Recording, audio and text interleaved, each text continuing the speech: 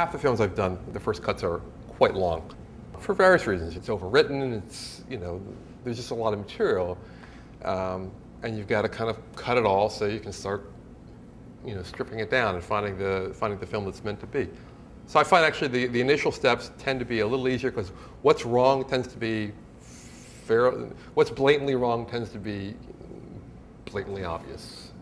And kind of what gets tougher is, I find, after the first couple of passes, when you're down, when you've lost kind of the obvious fat, and you've got something that works kind of, but it's really like, yeah, it works, but it's not a, you know, it's not great, you know, it's way far off from where it should be. So that's when you got to become an ever increasingly critical thinker, and also with an increasingly open mind, because you got to start really being willing to lose things that maybe you think are terrific or you have a lot invested in.